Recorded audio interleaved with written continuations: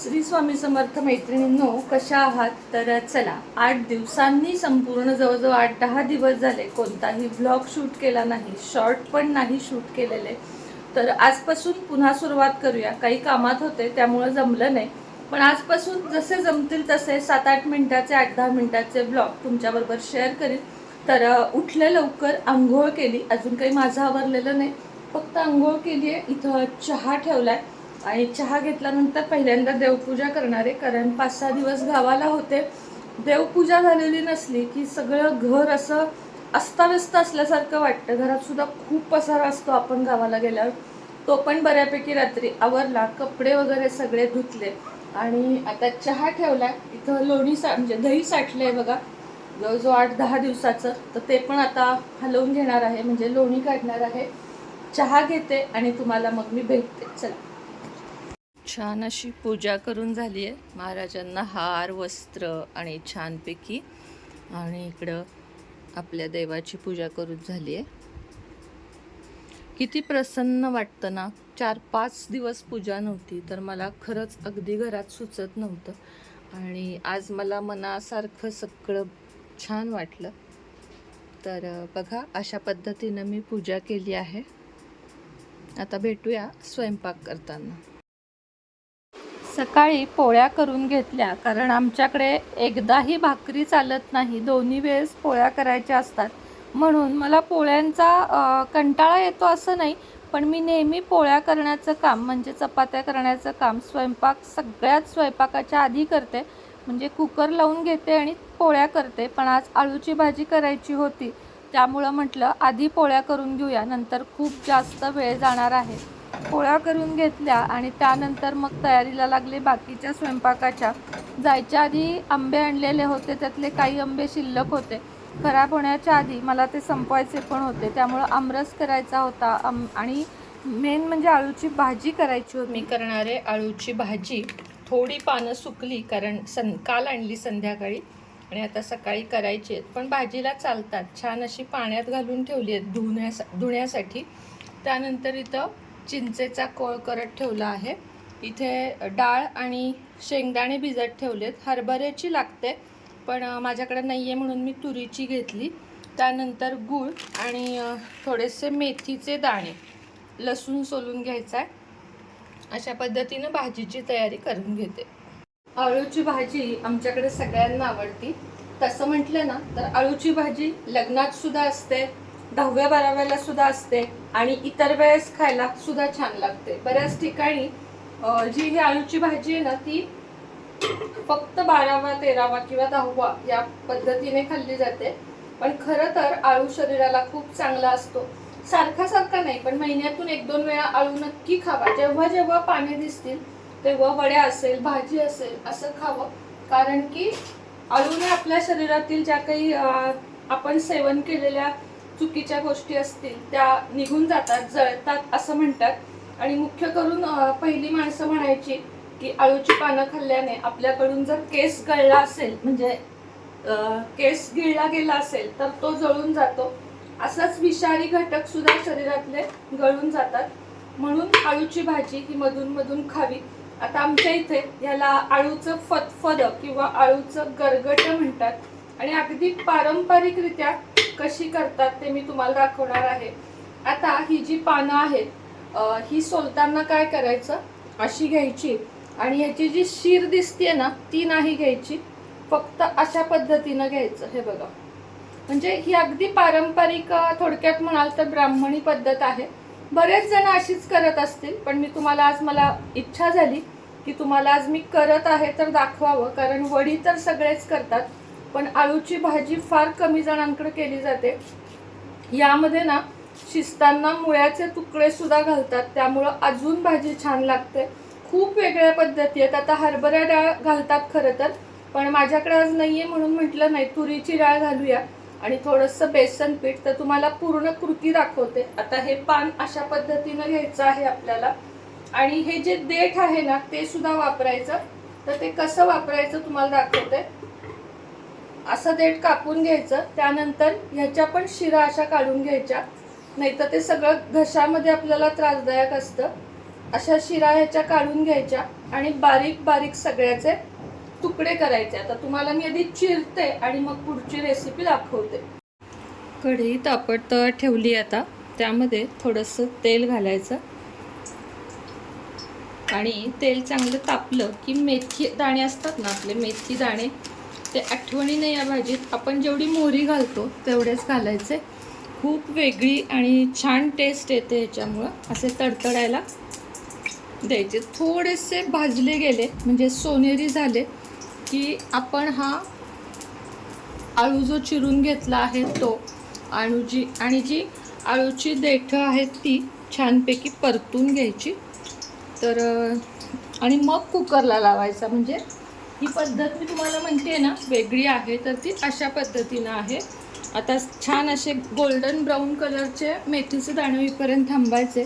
इकडे मी आता आंबे भिजवून ठेवलेत, आमरस करायचा आहे. आळूची भाजी, वरण भात असा छानसा स्वयंपाक आणि पापड पण थोडेसे तळणार आहे.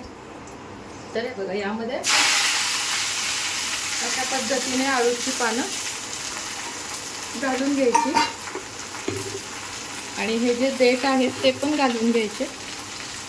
चांगलं 2-3 मिनटं परतून घ्यायचं. याला 3-4 मिनटं परतलं तरीही चालतं आणि मग कुकरला लावायचं. त्यामुळं काय होतं, भाजी खूप छान शिजते, म्हणजे मऊ होते. जी एक सारखी व्हायला पाहिजे, पाणी अजिबात त्यामध्ये राहायला नको आहे, अशा पद्धतीनं होते. तर अशी बराच वेळ परतून घ्यायची, एक 7-8 मिनटं, 5 मिनटं साधारण. आणि मग छोटा डबा घ्यायचा असा कुकरचा आणि त्यामध्ये लावून कुकरला परत एक 5-6 किंवा 4 तरी शिट्ट्या किमान घ्यायच्या. मग आपल्याला हवी तशी भाजी शिजते. आता मी याच्यात लसूण घालत नाहीये कारण नैवेद्याला अर्थातच तो घातला जात नाही. पण जर तुम्हाला यामध्ये लसूण घालायचा असेल तर तुम्ही निश्चितच घालू शकता, कारण लसणाने खूप छान टेस्ट येते. लसूण, हिरवी मिरची. मी यामध्ये गोडा मसाला आणि तिखट पूड घालून घेणार आहे. थोडी होते अगदी भाजी. आता मी जवळजवळ 5-6 पेंड्या आणल्या होत्या, त्याची एवढंसं ते निघणार. त्यामध्ये नंतर मग थोडं बेसन पीठ आपल्याला घालायचं आहे. तर थोडी वाफ आणून घेते याला अशा पद्धतीने. वेळेला गप्प बस. याची ताटली ठेवून हे बघा, त्याच्यावर ही वाटी ठेवते ज्यामध्ये डाळ आणि शेंगदाणे आहेत.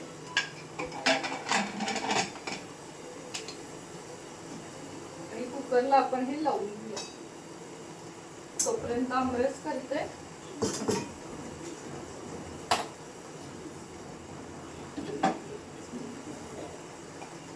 किमान ना या भाजीला 1 तास तरी जातो आपला. तशी अवघड आहे करायला. म्हणजे जर पद्धतशीर केली तर नुसती मग ती सोपी आहे, पण अशी पद्धतीनं केली तर चिरायलाच माझा त्याला अर्धा तास तरी गेला. म्हणजे मी व्हिडिओ कट करून तुम्हाला दाखवलं नाही, पण अर्धा-पाऊण तास तर त्याचा चिरायला गेला. आणि आता हात माझे लांब ठेवते, थोडंसं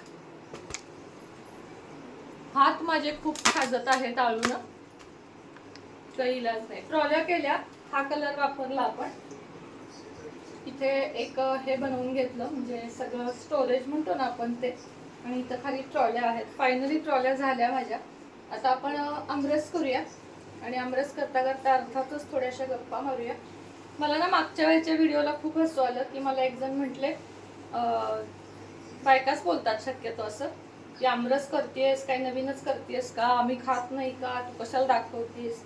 तर अरे, आपण ब्लॉगिंग करतो म्हटल्यावर आपण जे करतो तेच रिअल लाईफ दाखवायचं असतं, म्हणून आम्ही दाखवतो.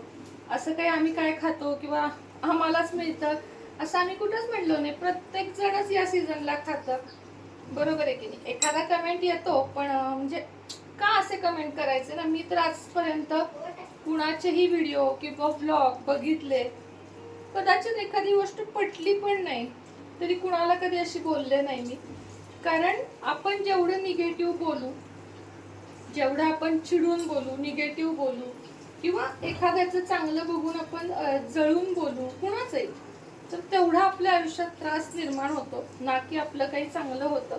म्हणून होईल तेवढं आपण, मला असं वाटतं की आपण चांगलं बोलावं, चांगलं वागावं आणि कुणाचा बद्दल पण असा जळफळाट मनात ठेवू नये. कुणाबद्दलच नाही. म्हणजे आज माझ्याकडे असं आहे आणि शेजारणीकडे सगळं खूप छान आहे म्हणून मला त्रास होतोय, नाही, ते तिच्या नशिबानं तिला मिळतं आणि माझ्या नशिबात जेवढं आहे तेवढं मला मिळतं. म्हणजे मी स्वतः अशी आहे की माझ्याकडे जे आहे ना त्यात मी खूप समाधानी आहे. कमी जास्त कितीही असेल तरी समाधानी आहे. आणि म्हणूनच आजपर्यंत मला महाराजांनी कधीच, खरं सांगते, कमी नाही पडून दिलं.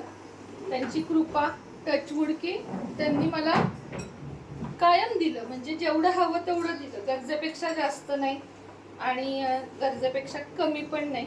त्यांना माहित असतं आपल्याला काय पाहिजे काय नाही. घर म्हणजे आपलं घर असतं बघा. आपण कुठेही गेलो तर आपल्याला 1-2 दिवस बरं वाटतं आणि नंतर पुन्हा मग घराची आठवण येते, घराची ओढ असते. आणि त्यात ओवीची परीक्षा होती, त्यामुळे मी ओवीला 1 दिवस घेऊन गेले. पुन्हा इकडे अखिलेश तिला घेऊन आला. ओवी सोबत असेल ना तर जरा रिलॅक्स वाटतं, कारण ती मुलगी असून ती लहान पण आहे. अखिलेशचं मला काही टेन्शन नसतं, पण ओवीला नको वाटतं मला कुठेही ठेवायला. माझ्याशिवाय तिला मला ठेवायला नाही आवडत. एखाद्या दिवसाचा प्रश्न वेगळा आहे, पण 2-3 दिवसाच्या वर नाही आवडत मला ठेवायला. तर चला, मी आता आमरस करून घेते. ओवी इकडे ग, आमरस करून घेते आणि मग तुम्हाला मी भाजी दाखवताना भेटते डायरेक्ट. आता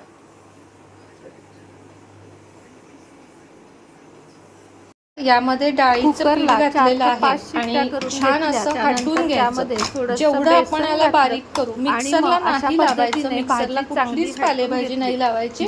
बरेच जण पालक सुद्धा लावतात, पण नाही, तुम्ही अशीच भाजी करा. बघा तुम्हाला कशी लागते ते. हळद, हिंग असं सर्व त्यामध्ये घातलं. गूळ, चिंचेचा कोळ, डाळ आणि शेंगदाणे, तिखट, गोडा मसाला, मीठ चवीनुसार एवढं सगळं घालून घेतल्यानंतर भाजीला छान अशी उकळी आणली. आणि ही जी भाजी आहे ना ती भात भाकरी यासोबत अप्रतिम लागते. कशी वाटली नक्की सांगा. चला बाय.